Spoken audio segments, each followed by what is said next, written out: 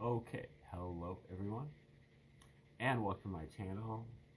This channel is for educational purposes. We try to tune you in, turn you on to great theories, discoveries, and concepts that you probably are not familiar with because they've been suppressed out of your purview and mostly uh, things that people don't want you to know about, the powers that be. Oftentimes difficult material that um, I'm trying to. I'm certainly not a master of myself, but I'm a little bit maybe more of an intrepid explorer than some of you, just from my level of experience doing this. And so I try to hold your hand a little bit and guide you through the material, at least to a certain extent. Certainly, anybody who watches this channel is going to have to um, buckle down a little bit and persevere because it's not going to be on a silver platter for you. But hence the popularity of the channel. But I think there are some people out there that are willing to kind of to quote quote the Bible, to go the extra mile. But we'll be bringing that up later. This is one of our series of Bible decodes, number 279. All of them coming from the New Testament, and we've explored the ins and outs of the Roman origins hypothesis, which is a suppressed theory that claims that the New Testament was actually written by the Romans, not the apostles of Jesus, not Matthew, Mark, and Luke, not John or friends of Paul or anybody like that, but by the Roman Caesars of the Flavian dynasty of Caesars, Emperor Vespasian and his two sons, Emperors Titus and Domitian, who ruled the Roman Empire from 69 until 96 AD, the very time that most commentators claim that the actual Gospels were written, but they wrote the Gospels and then they backdated the story by about 40 years. And then they also wrote a book called War of the Jews by Josephus. Josephus was admittedly a member of the Flavian dynasty of Caesars. He's known as Flavius Josephus of the Flavian dynasty of Caesars. Even though he was originally a Jew and a military commander in the war between the Romans and the Jews, that Vespasian and Titus were also generals in that war, and Josephus surrendered to Vespasian, and then he defected to the Romans, and eventually became friends with Vespasian because he gave him the star prophecy saying that Vespasian would one day become emperor. And when he did, he pardoned Josephus and brought him to Rome, put him up in a townhouse at Caesar's palace, adopted him as a member of his family, and made him one of the court historians, where he was at liberty to spend the rest of his life writing histories. And the first one that he wrote was War of the Jews in 7 volumes. But if you read War of the Jews, you will, if you put your correct glasses on, your Patrick Swayze glasses on, then you will figure out that whoever wrote War of the Jews also wrote the Gospels. And so we know that the War of the Jews is emanating from Rome. Now, I can't vouch for Josephus that he really existed, or he might be all part of the propaganda, just as an alias or pseudonym of some other Roman that's living there at Rome. But regardless of whoever Josephus is also the authors of the New Testament. Michael Menescatz and Joseph Atwill have both demonstrated that by proving parallel after parallel and theme after theme and story after story that are parallels between the two, and not just in one direction. Sometimes the Bible, the New Testament, is quoting or parodying the War of the Jews, and sometimes War of the Jews is parodying the Gospels, as would only be the case if they were written by the same people at the same time for the same reason. And the amount of parallels are literally staggering. Michael Menescatz found over 250 of them just in the book of Luke. Joseph Atwill found a series of over 40 separate parallels that where the New Testament is describing Jesus's ministry in Judea, which is nothing but a replica of, or a parody of General Titus's military campaign in Judea. Every place that Titus goes, Jesus also goes, in the same order.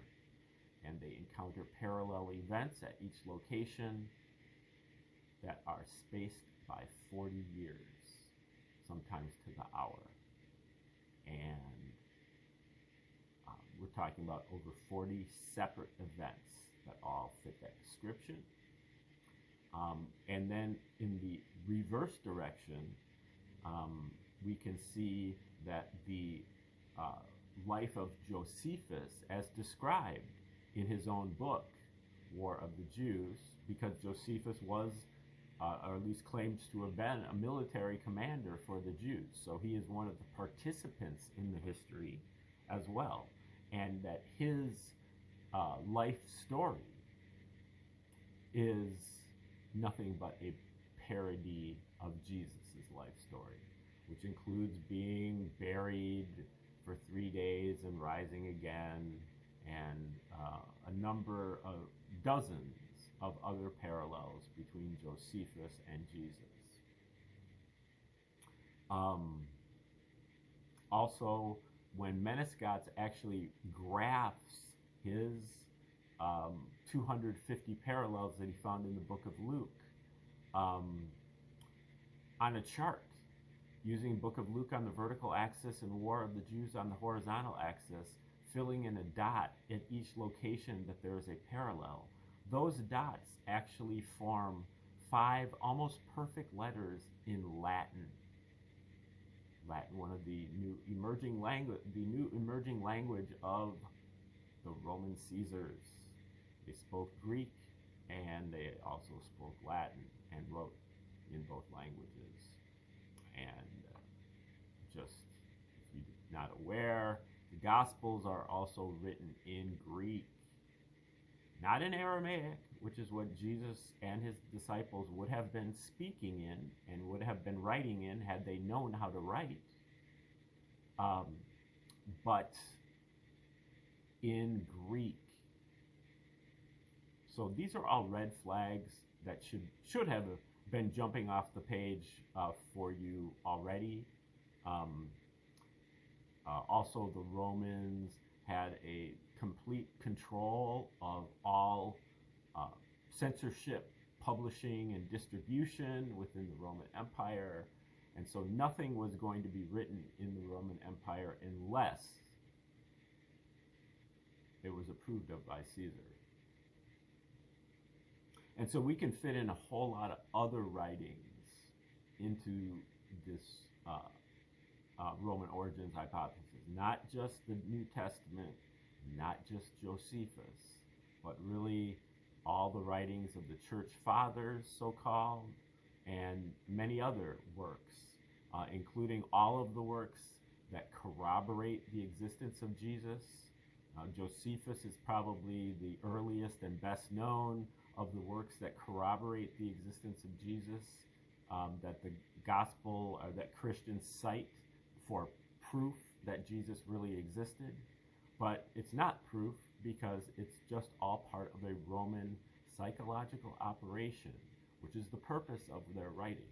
They wrote the New Testament in order to domesticate or tame the Jews, because the Jews had been a big royal pain in the butt for the Roman royals, going back all the way to 63 BC.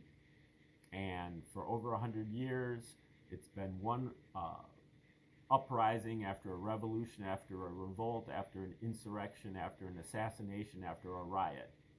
And so when this culminated with this war from 66 to 73 AD, which was really caused by three self-proclaimed Jewish messiahs. Now remember that the Jews were waiting on a Messiah from Old Testament prophecies. They were waiting for a Messiah to help them rise up and overthrow the colonial power, which in this case was the Romans. And so the Romans took advantage of this, and so they wrote about a Jewish Messiah who instead was a Prince of Peace and believed in rendering unto Caesar what is Caesar's and paying your taxes and turning the other cheek to oppression, not fighting back, and walking the extra mile with the Roman soldiers' heavy backpack, which is what the Jews were supposed to have to do. They were supposed to have to walk a mile with the Roman soldiers' backpack whenever the Roman soldiers wanted them to do that.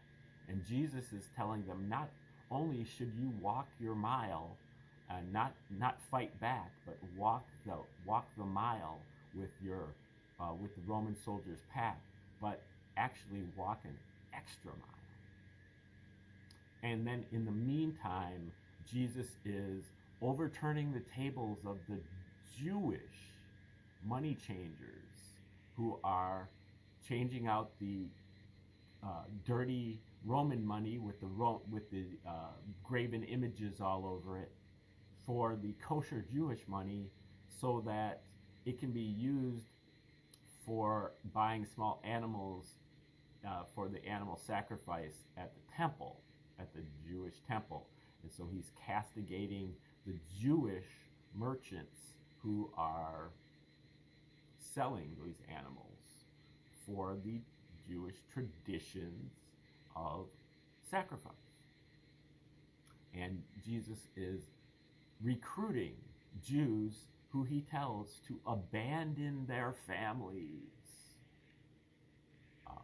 And he himself, when he was 12 years old, he abandoned his family to stay in Jerusalem and hash it out with the local, priests about the various aspects of God. So Jesus himself, in these pages of the Gospels, is taking aim at the Jewish traditions. Meanwhile, he is completely deferential to the Roman interests. And then, as we move through the Gospels and into the Pauline material, we find that Paul is even more pro-Roman and even more anti-Jew than Jesus is. This should be raising a red flag also for all of you Christians. This doesn't make any sense. Why would Jesus be so pro-Roman and so anti-Jew, and Paul as well? That's quite strange behavior for Jews living within the Roman Empire. Especially, poor Jews. For the Jewish elite, it would have been understandable. And, that's kind of what happens here with Josephus and Tiberius Alexander and Berenike, some of the Jewish Philo and his Tiberius Alexander was part of Philo's family. These people were, the upper crust of the Jewish, socioeconomic stack or whatever. So it's understandable that they would kind of sell out to the Romans. But for these poor, poverty-stricken Roman Jews doesn't really make a lot of sense. Now, also on this channel, we've been exploring the Dead Sea Scrolls and kind of trying to figure out how that fits in with this Roman origins hypothesis.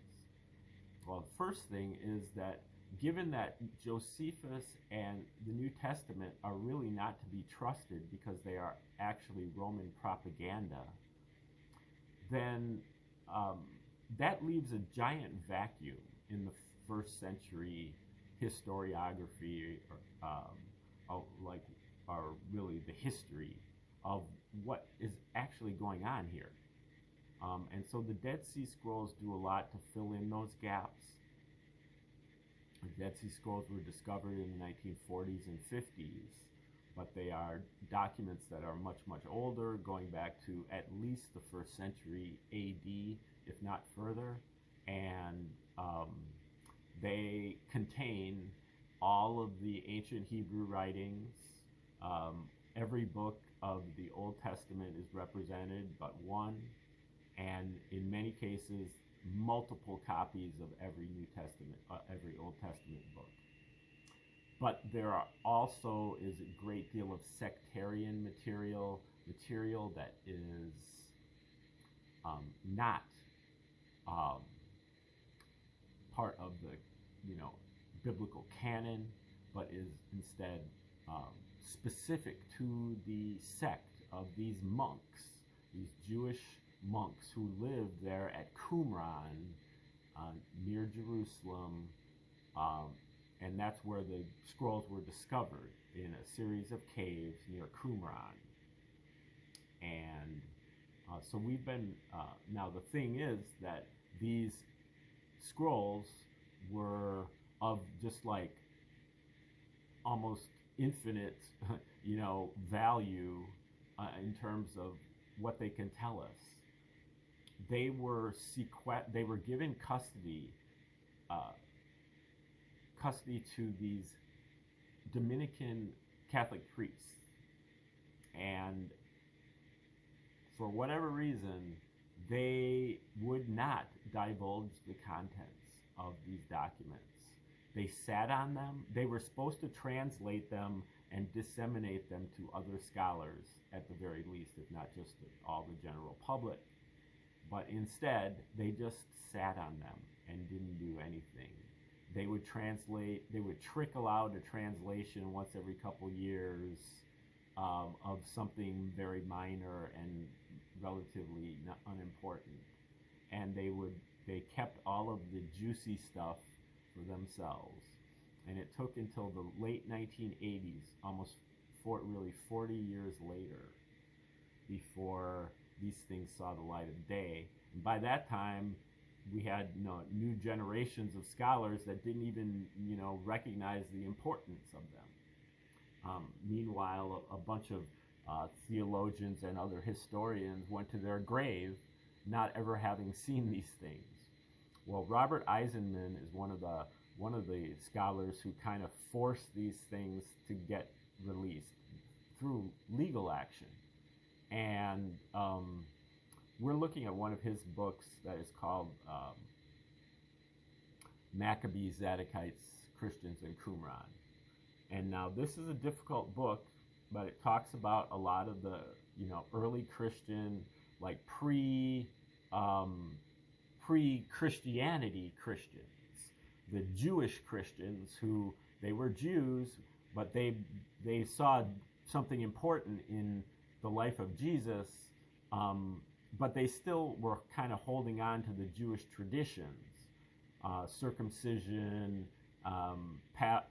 Passover sacrifice, and the Sabbath. and kosher food and kosher everything. Um, and so these were the kind of the battles that are being hashed out, in the book of Acts and in some of the Pauline epistles. Um, and Eisenman kind of is trying to clarify a lot of the terminology the different groups are using. Some people are calling them Essenes, some of them Jewish Christians, some are Nazareans, Nazarites, Zealots, or the Qumran, the people that were dwelling at Qumran, and using the Dead Sea Scrolls to illuminate, what is taking place. Now, within the narrative of some of these sectarian documents of the Dead Sea Scrolls, there is a teacher of righteousness, there is a wicked priest, and there is a liar. And for Eisenman, the teacher of righteousness is actually James, the brother of Jesus. Now, we looked earlier at some of the work from Barbara Thiering. She believes that the teacher of righteousness is John the Baptist, and that now I can't even remember whether it's the wicked priest or the liar, but I think it's the liar, but I'm not sure, is Jesus. Now, a lot of people think that the teacher of righteousness is Jesus, and that maybe Paul is the liar, and so on. So it's hard to determine all of this, but we're going to hear, kind of how Eisenman breaks this up. Now, his material is difficult. You kind of have to just kind of let it pour over you and get what you can out of it. I'll try to clarify some of the terms to the extent that I can. I believe we're in chapter 5 here.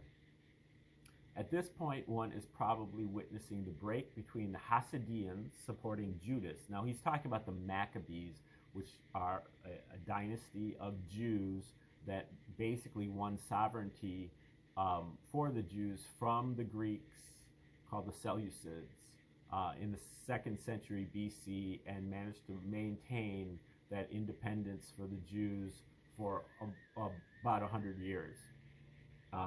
And Judas Maccabee is, I believe, the son of Mattathias Maccabee.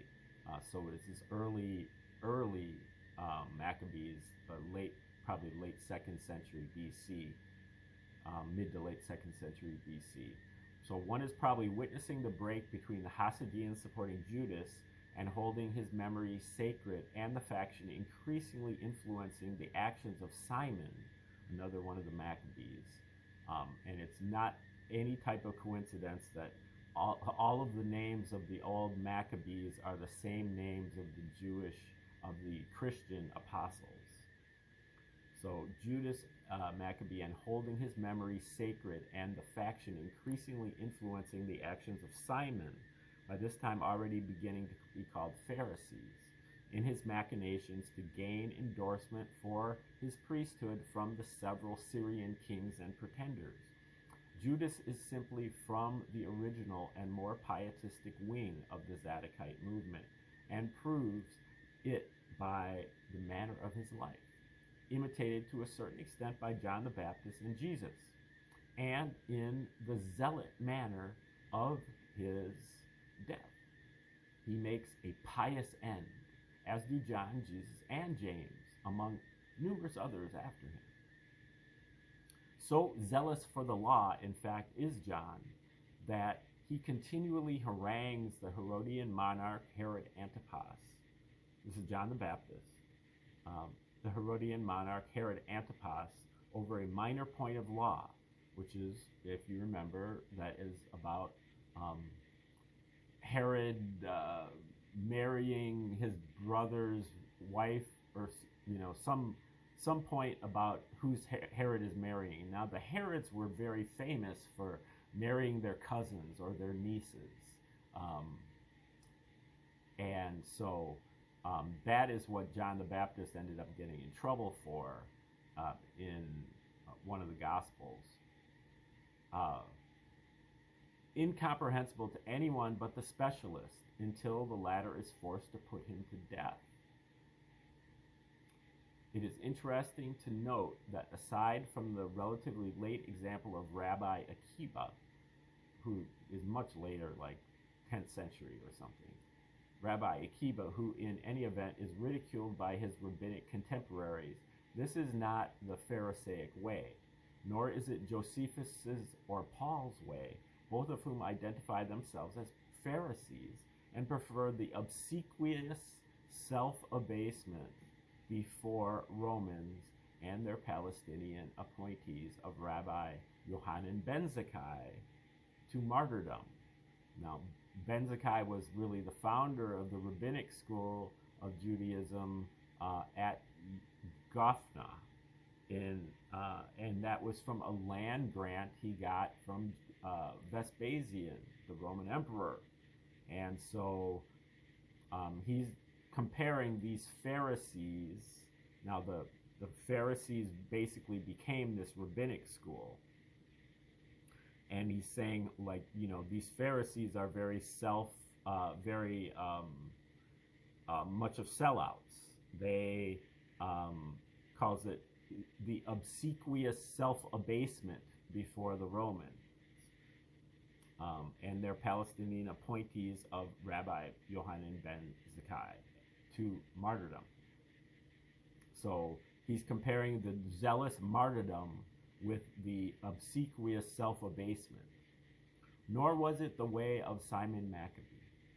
It was, however, the way of the extreme wing of the zealot party, conserving Ecclesiasticus and Qumran material. Ecclesiasticus is an apocryphal book, and Qumran material, the Dead Sea Scrolls, on Masada, namely making a pious end in the manner recommended by 2nd Maccabees. That they expected the imminent return of their bodies is implicit in the purposeful burial of the standing up of the bones passage from Ezekiel under the synagogue floor.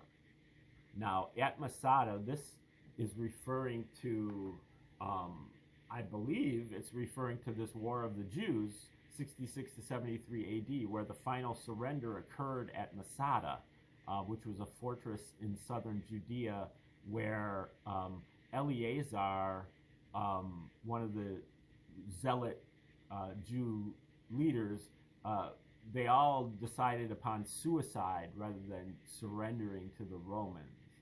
And so that would be what he's referring to, making a pious end in the manner recommended by 2nd Maccabees.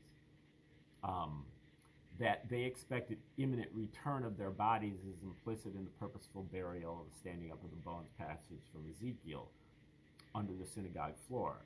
These saints whom Josephus maligns, because this is all described in Josephus's work, so you have to take that with a grain of salt, whether it even occurred at all. These saints whom Josephus maligns, derogatorily referring to them as Sicarii, terminology which has stuck. But instead, Eisenman says they were Hasidim, Zadikim par excellence. Unfortunately, Eisenman at this point in time is not familiar with the Roman origins hypothesis, and he considers this to be historical, factual material, which I seriously doubt.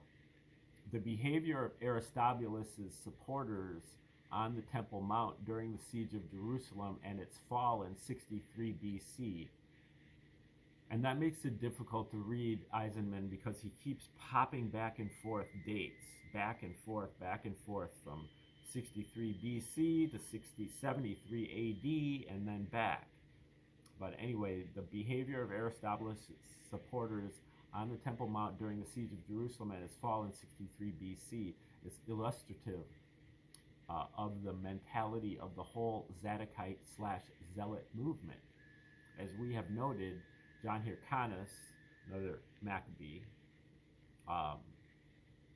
following the policy of Alexandra and her presumed relative Simeon ben Sirach, a Pharisee father, is certainly the Pharisaic priestly contender and cleaves to a Pharisaic political line as we have expounded it. Who are Aristobulus' supporters? They are a combination of nationalists and Sadducees. That they are also the popular party is indisputable, belying the oft-quoted testimony of Josephus in this regard, just as the popularity of Aristobulus' son Antigonus puts the lie to any claim that Pollio's typically Pharisaic recommendation to open the gates to Herod could in any way be considered popular.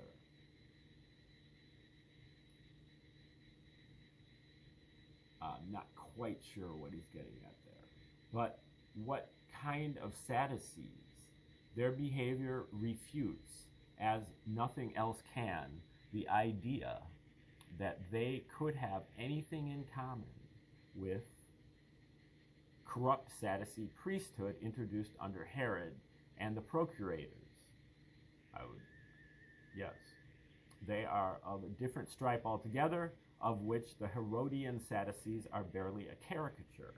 They are zealous priests doing service for God on the Temple Mount, even as the carnage going on around them ultimately overwhelms them, eliciting even the grudging admiration of the Roman conquerors. They are what we have identified as Zadokites, that is, the zealous lower priesthood, and very probably received part of their training at Qumran. As Josephus himself relates, he received part of his training in a later period, living 3 years among rock caves with a person he chooses to identify in his usual cryptic style only as Banus. Josephus is canny, always careful to cover his footsteps and not reveal the overt role of the priesthood, the lower at first, but eventually the higher, in the so-called zealot movement in the revolution against Rome. Well, he's giving Josephus way too much credit and way too much credence. But other than that, I see what he's getting at is that he's making the distinction between the Sadducees of the 1st century AD and those of this earlier period, is what I'm seeing. So we're going to stop right there and start up again tomorrow. Like, share, subscribe, and comment as you see fit. Come back tomorrow to tune in for Maccabees, Zadokites, Christians, and Qumran. Have a great evening.